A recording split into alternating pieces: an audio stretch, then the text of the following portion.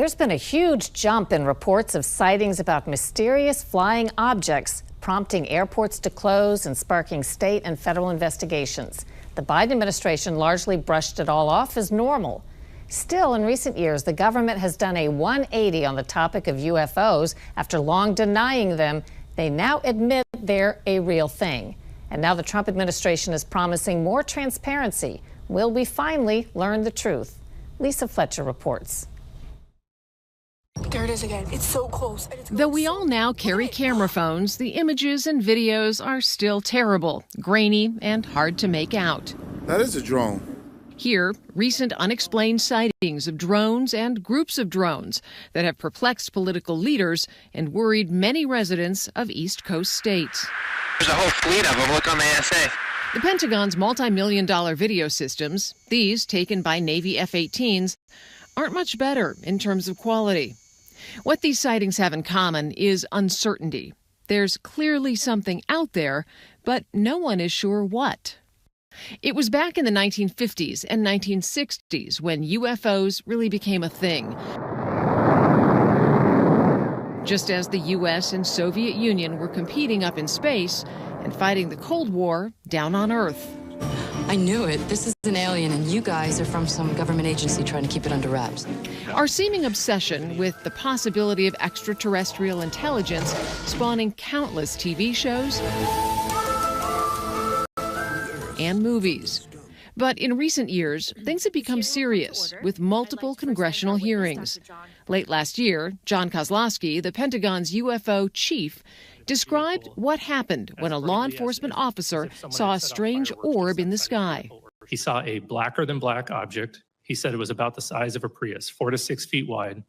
And as he got 40 to 60 meters away from the object, it tilted up about 45 degrees, and then it shot up vertically. He says 10 to 100 times faster than any drone he's ever seen before. Also testifying recently, retired Navy Rear Admiral Tim Gallaudet. The now declassified video showed an unidentified object exhibiting flight and structural characteristics unlike anything in our arsenal.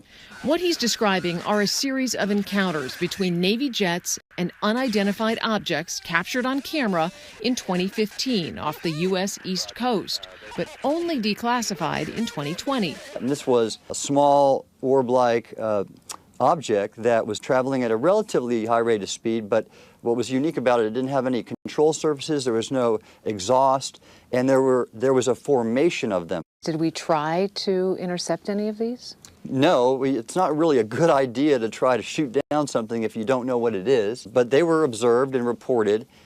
But it's what happened next that inspired the retired admiral to wonder what the government really knows about UAPs. The interesting thing about that experience for me is the next day that I received that email and all the 20 or so subordinate commanders, the email was deleted from my computer. And I knew because of the fact that I've been read into special access programs, I pretty much concluded, okay, these UAP are being classified into a special access program. What the public has started to learn in recent years has come through investigative reporting and whistleblowers like David Grush, a former intelligence officer. I was informed in the course of my official duties of a multi-decade UAP crash retrieval and reverse engineering program. Do you believe David Grush's allegations? 100%. He's the person basically that broke this story that we've had a long-standing UAP crash retrieval program, that we have knowledge, even some of the biological remains of non-human intelligences that operate these objects. Based on everything you know, how long do you think the U.S. government has had evidence of extraterrestrial life? Decades. In the summer of 2023, the Department of Defense contradicted Grush's claims, saying it hadn't discovered any information regarding the possession or reverse engineering of extraterrestrial materials. But that answer, a standard government denial used for decades, now seems increasingly at odds with evidence and multiple credible witnesses. For Full Measure, I'm Lisa Fletcher in Washington.